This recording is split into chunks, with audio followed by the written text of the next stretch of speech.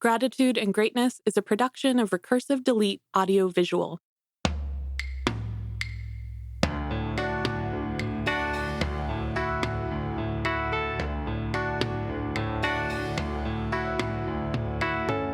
Grief, Gratitude, and Greatness explores our relationship with grief, the gratitude for our humanity, and the greatness we attain when we tell our stories. I'm your host, Sarah Shaoul. Sometimes we unconsciously make choices based on what others feel is best for us, even though it's not what we really want. I speak to Clarice about how an unwelcome diagnosis allowed her to begin living for herself.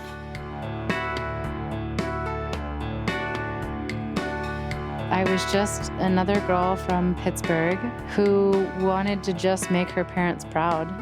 That was very much my life goal for a while. And then when you start to come of age, what is that, 12, 13, your parents are kind of like, find a nice boy who will take care of you and get married and don't do what we did, that kind of notion. And then, of course, at the same time, you're like ultra boy crazy. So it becomes this, got it, check, life purpose, totally hear you. And then at the same time, as I got into high school, something was like, man, I don't know that I fit in here. I always say I was this dreamer in a city full of realists, and every time I had this out of the box idea, it was so quickly shot down and pushed aside. And then I'm like, oh yeah, why would I want to move to California? That's terrible. And so when I finally stopped listening to everybody else and finished college, it was like, actually, I'm out of here. I moved to Sacramento first and then moved to San Diego a year later. When I moved to San Diego, I found the boy and thought I had life going for me. I was like, okay. I just got my first real big kid job, serving justice as a paralegal and legal assistant. And yes, and I had it all. I was like, this guy that maybe he could be the one. And I'm inside this relationship. And next thing you know, I get a herpes outbreak. Did you even know what was going on? No. The first time, maybe it was like in January, we'll say, I remember seeing it and being like, it's probably just an ingrown hair.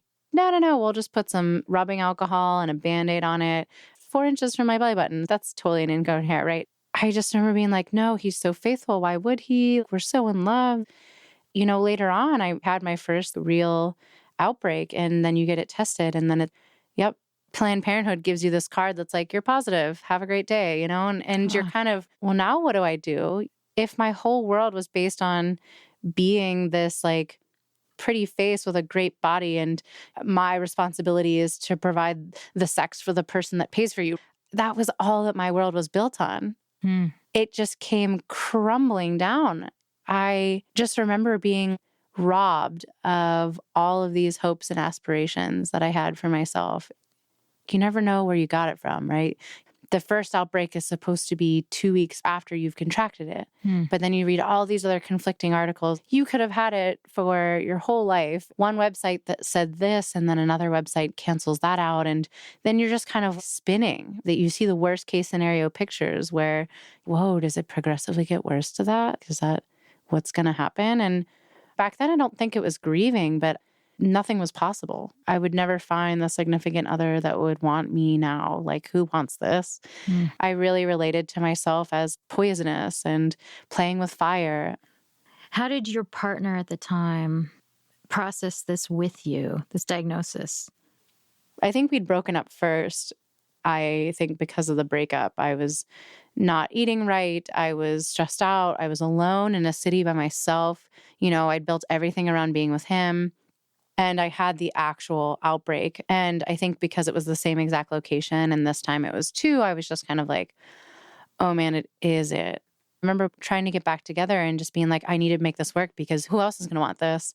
It was very much like he did his research and was like, we can make it work. Like, yes, let's just do this. We'll get back together.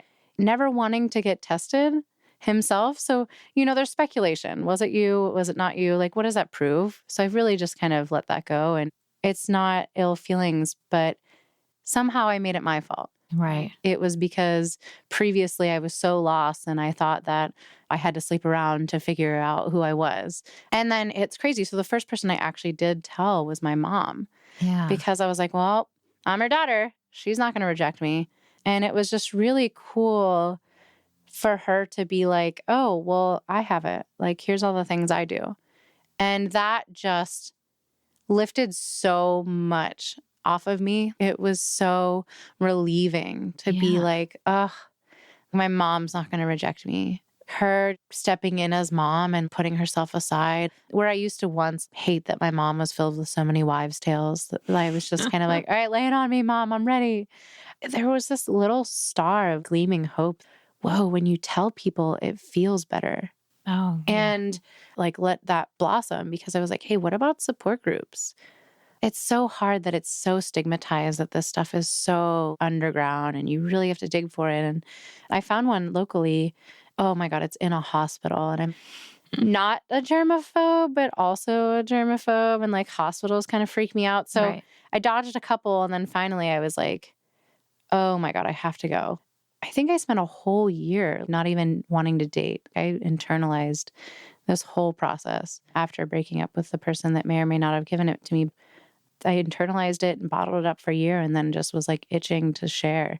Found a support group, and it was like crazy because you get in there and there's like a medical part of the group. The next week is come and share openly. Mm-hmm. But the medical part, you hear the numbers. 90% of the people that have it don't know they have it. Why are there only 5 people in this room? You know, the statistics of 50% of the population has it. Is that true? Yeah, there's so many. It's crazy. So HSV1 is on your lips. Those are the cold sores. HSV2 is sexually transmitted. It's even higher for people with oral herpes. So it's just crazy. It really just blew my mind. Kind of like any traditional group, you're going around like, hey, what kind do you have? I couldn't even say it.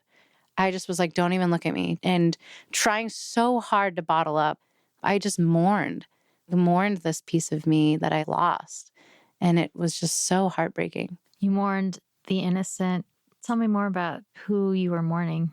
I feel like I was really mourning that innocent young girl, that girl that lived freely. I feel like I didn't have a very empowered relationship to sex from the get-go. I had a lot of traumatizing first times. Men were unkind to me. I think that I finally had this opportunity to really be empowered around sex or explore it more. And it was like, as soon as I did, this happened. I closed off. I'm done having sex. I'm done being intimate. I'm like done trusting, letting people in. And it really killed this innocence and really killed this naive part of me that just needed to be skeptical and over precautious and just guarded, deflecting with sarcasm or cynicism, and at the same time being so empathetic. I was a waitress and I just was so manipulative to my men that would come and just taking it out on them, you know, subconsciously or consciously flirt with me, you know, and ruin your life. But you're also empathetic. I feel like I've always been the go-to to talk about anything. I think that I create this safe place or permission just by being so shamelessly, maybe crass, maybe, you know, distasteful. But I've always just been this open book. Yeah. Authenticity. Yeah. I've just always been so authentic. I had to shut down that part of me. But I remember just because I've been so open that people would come and I would just want to care. And back then I wasn't really trained to do anything but fix people.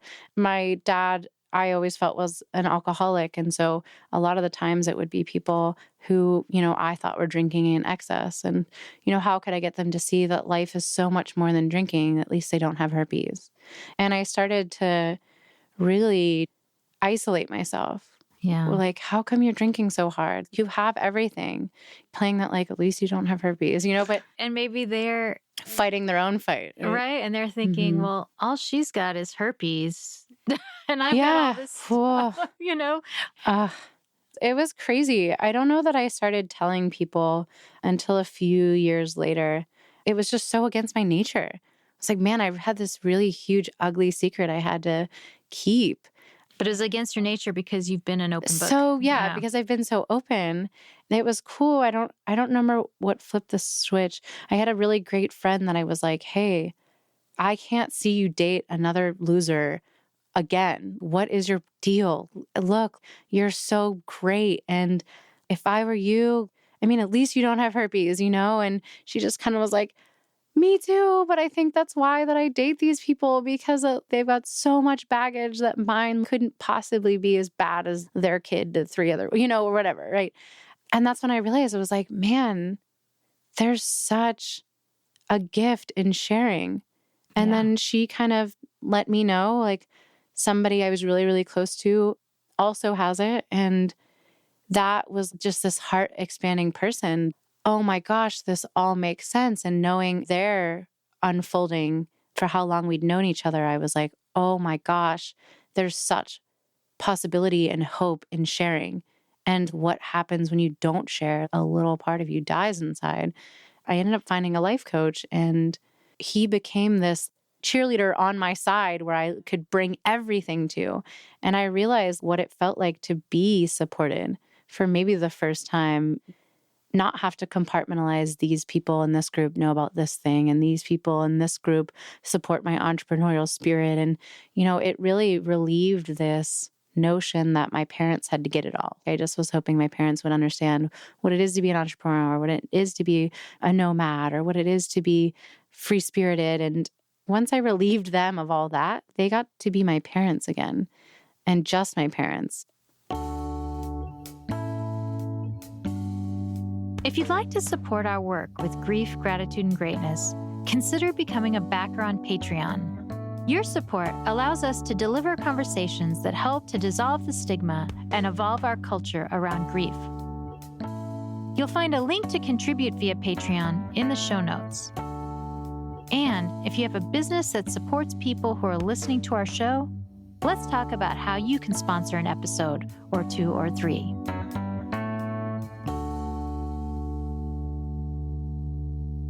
It was just this huge awakening, right? I started to unpack myself, and I started to see, wow, herpes is a catalyst to defining myself outside of an attachment to a significant other. And I started to realize subconsciously, or maybe through society, or maybe through, the American dream, that finding your significant other and being married by 30 and having kids in a house wasn't for everyone. Maybe my purpose is to bring love to those that are struggling with a diagnosis. And I really got to see through empathy, other people were struggling. Only by letting go of the weight that I was carrying could I finally see other people too, and it honestly took a lot of years, maybe 3 or 4 years. It's so crazy to see that in the beginning, I settled for so much baggage and so much excuses because I felt I was deserving of it. Yeah, it sounds like you were grieving a life that wasn't for me, really. right. Mm-hmm. I was just so subconsciously operating from needing to be perfect in order to earn my dad's love, that this thing shattered my, I'm the perfect daughter. Even though your mom has the same thing, Mm-hmm. that wasn't enough. No. To break that need to be that perfect child. The connection was so deep with my dad. Yeah. Being what I viewed as an alcoholic. Mm-hmm. He can't put the beer down. He can't turn off the TV. He won't pay attention to me. Like that abandonment that so deeply wounds you was something that I made up, that I had to be perfect. Love was earned. And that was the very core context and belief that I was operating from. And, I had it for maybe 5 years before I even told my dad, because I was so terrified that he was going to be like, oh, my little girl, you're not the perfect little girl anymore. Herpes was the evidence. Like, how you think you're imperfect and you're like, everyone's like, oh my God, shut up. You're so perfect. Herpes was the real live proof that I was imperfect. Try to tell me I'm not, because now I got this thing. And so telling my dad, he probably thought I was going to tell him I was pregnant with triplets. Like I was so like, Dad, there's this thing. Like, I'm really going to tell you. And I maybe dragged it out for 15 minutes. He was like, Clarice, you're really stressing me out. Please just tell me what this thing is, And I was like, I forgive that this happened, and I accept myself. And in that, I realized I can reclaim this part of me that I gave up on and that I mourned for so many years. And So it sounds like you were both trying to explain to him that you had herpes and explain the dynamic of your relationship with him at the same time. Oh yeah, I 100%. Like That's a lot. couldn't have just one or the other. It had to be, and that's how it went. I literally was like, Dad, I have this thing I have to tell you. And okay, can you just tell me the thing? I was like, Dad, that thing that Mom has? Yeah, that thing. Like I have that thing. Like couldn't even say it. Yeah. I was so stressed out. And he was like, Clarice, I mean, your mom probably gave it to you. It's probably fine. It's not a big deal. Talk to her about what to take. Was I that scary of a human being? Did I do something that you feel that scared to come talk to me about this kind of stuff? And I just was like, oh, wow, that's also hard to hear. No, I just made up this story that I needed to be perfect. I needed to earn your love. I just made up this thing that you're a little busy with alcohol and TV and stuff. He just was like, I was never too busy. And I'm like, okay, I can own that this is my perception. Yeah. As a 7-year-old kid, you make these things up. You don't know any different. But he said, you're always so hard on yourself trying to be perfect. And I love you no matter what. And it melted my heart. Man, if I could tell my dad, I can tell anyone. Right. I wasn't afraid to tell anybody else. It was like the final piece that I could finally let this be my experience. Yeah. And there was no validation or approval of others needed. So that must have felt so liberating. More than anything, you're grieving this relationship with your father. Your perception was informed by having a relationship that was not the relationship that you wanted, right? Yeah. I mean, we all know grief doesn't just disappear. How did it change for you at that point? It still lingers around disclosing to partners. That's always the place where it lives.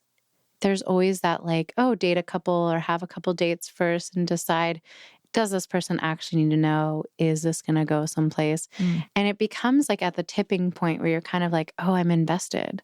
You kind of got a little hope. The fear of, okay, what's the tasteful time to say it? How do I want to approach it?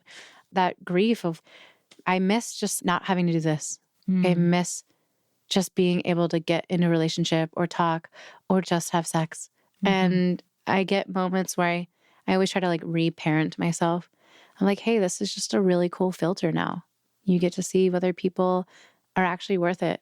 If people aren't willing to accept this piece, that's not even a big deal. It's literally another skin condition like eczema. If they believe in stigmas and aren't able to look past it, then that's not the person for you. Yeah.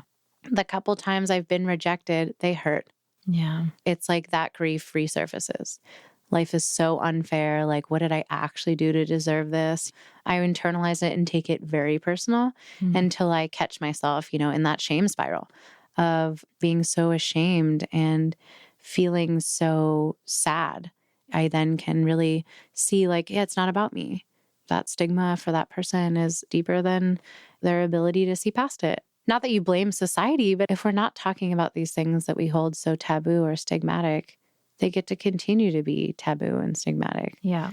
Did you ever ask your mom how she... She kind of does the whole yeah, I don't know. It's really, I can see how you kind of try to block those parts out and blur them out. At the same time, it's super hard because if you don't practice telling people, it's hard to talk about it. Oh, yeah. I don't know whether we never had that rapport or, she just never practiced talking about it. That just wasn't a fluid conversation. It was very yeah, nah. I'm just wondering if you guys talk about it, is it an ongoing thing that you're able to continue to talk about? Yeah. I always feel pretty open in having conversations. There's this theory or wives' tale that you can't eat too many peanuts. There's something in peanuts evokes breakouts, right? Okay. So as a kid, I always remember Mom freaking out about peanuts. I always remember being don't get near me, don't touch anything. Or, so that stuff was always very present and very real. And it made me learn self-care on another level. I had just been fresh out of that breakup. And this is when my second outbreak happened. I just was eating apples and peanut butter. I had just bought a whole furniture set. I was working 75 hours a week and I was an office manager and I didn't make enough time to eat real meals. And I was addicted to the honey peanut butter because it's so sweet with apples. So now that I think about that, it's hilarious. But I just was like, okay, so the requirements to being proactive is make sure you're sleeping enough, make sure you have a balanced diet, make sure you're taking supplements or, at least, eating enough of the nutrients, if you choose to take lysine, right? So it made me realize, how does my body feel? Am I getting the flu, or is this a sign that I'm having an outbreak? Like, how can I make sure, if I don't want to feel this shame or feel all this emotion, like that I'm learning to love myself? It's crazy how hard it feels and how devastating and awful when I did the work and looked at it instead of ran from it. I can turn around and talk to people. It's like I openly share with strangers. And it's so beautiful in my like vulnerability or my courage, how much that gives them permission to air out their grievances. We hope you're enjoying this episode of Grief, Gratitude, and Greatness. Have you told your friends about us yet? Word of mouth is an important way for us to reach more listeners. So spread the word and consider leaving us a review on Apple Podcasts.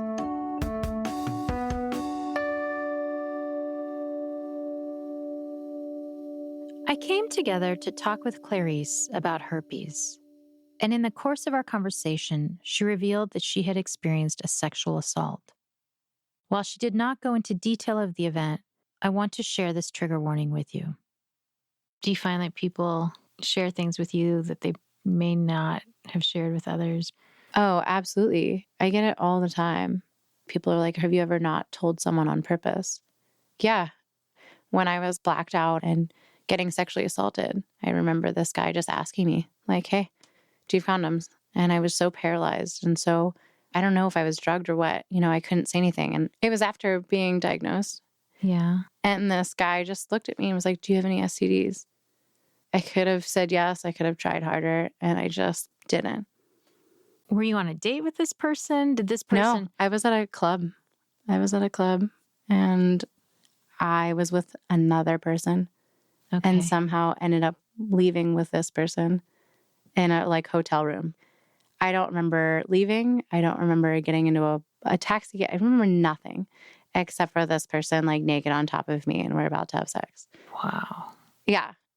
I hear people or I see people's trauma response or like I see them get uncomfortable and it was like, hey, look, I've been assaulted too. Yeah. And I think when I just share that, people just see like, oh, you can talk about it without it being so this, or like trust that it can be that and you'll work through it. What about the grief of surviving that trauma of a sexual assault? That took some unpacking because I noticed my pattern again of that was my fault. I don't ever drink, hardly ever go out. Why did I wander off from the person I was with? It was just kind of like, oh, this is another reason I don't drink. Because I'd put myself in that situation, I just was like, oh, this isn't assault. This is just like me being an idiot. This sounds like the argument that people make about, oh, well, why was she wearing that skirt? Or what, or what was she doing walking down that street? Right. It's so incredibly upsetting to hear you say that you were blaming yourself for... Honestly, I made nothing of it. That was the part of me that was like, all right, well, I will never sleep with another guy again. That's official. It was like I tried to get back out there again and then was just hit with another really awful thing. Like, we're done dating.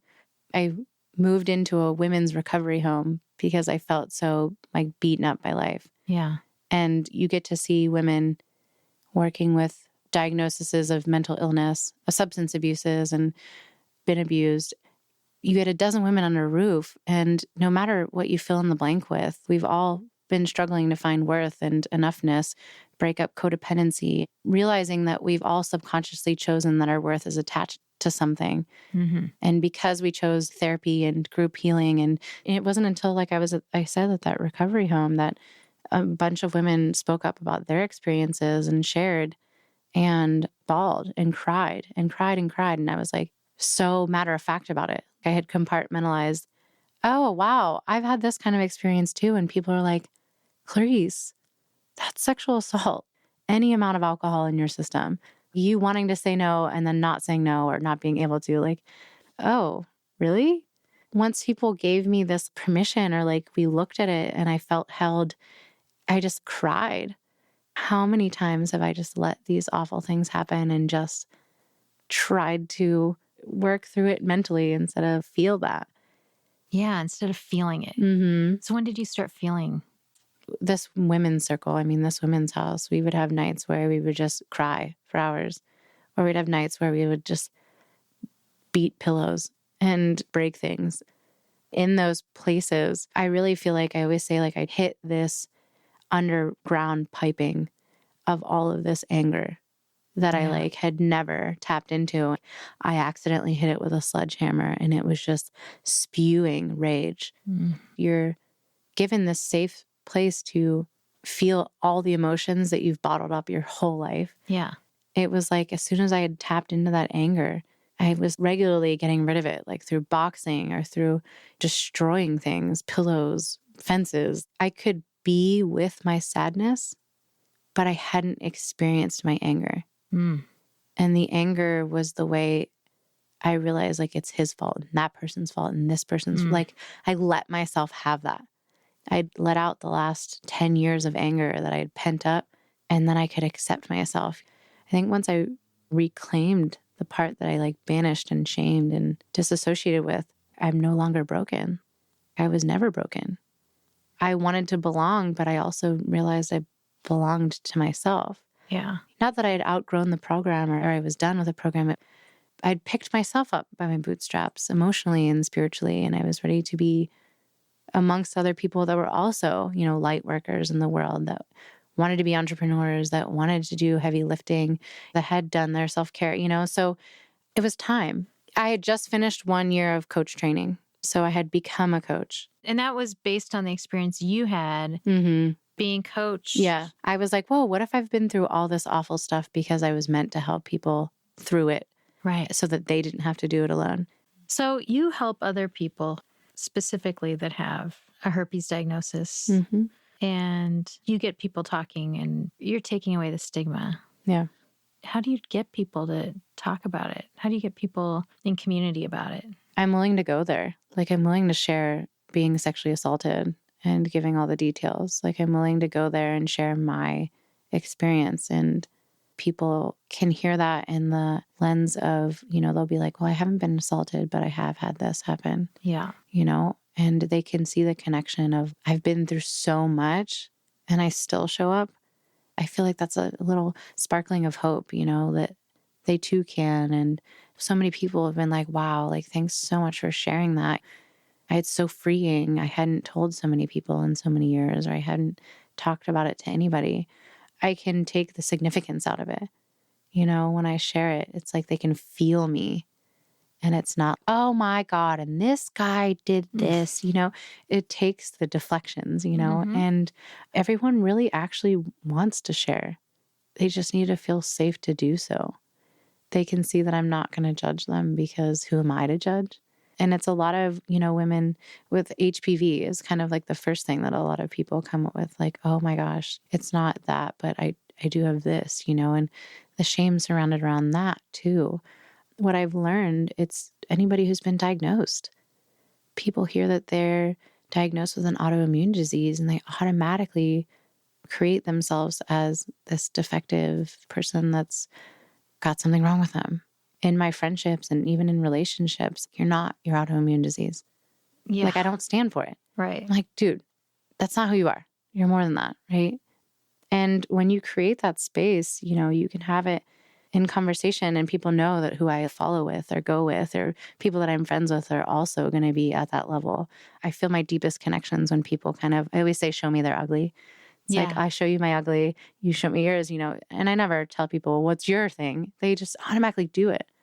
And then I create that space. Let's play cards. And then you start having that conversation and go in there. And then you realize I have something similar. And it's just been so natural. I haven't really had to think about how to generate that.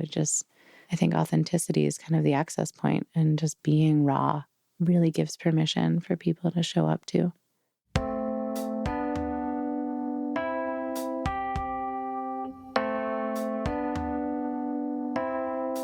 We're curious to hear from our listeners. Do you have thoughts or reactions to something you heard in this episode? Or maybe you have an idea for grief, gratitude, and greatness and would like to share some feedback. We'd love to hear from you. Links to contact us can be found in all the usual places, or check the show notes. You mentioned self-care. Mm-hmm. How do you continue to care for yourself? And it sounds like you're caring for a lot of other people too. Mm-hmm. You're pulling a lot of people along here. Yeah, absolutely. Hiring and having a coach has been the most crucial thing for me along the way. Yeah. And it's also been really incredible to see how it's super easy to be like, my coach can carry all of my hats. But to have a therapist and trust that when I outgrew talk therapy, it was like, okay, how about hypnotherapy? Having an acupuncturist, all these modalities of healing, because it's not just coaching your mind, healing your soul, right? So how are you on a soul level tending to you? How are you on an energetic level tending to that energy, whether it's saging or incense, drum circles or whatever it is, really it's treating myself as a whole, not just this one size fits all, so cliche, but really that mind, body, soul. It's like, how do you tend to your mind? Cool. How do you tend to your soul? How do you tend to your body? And it's really funny because that's what really helps you feel whole.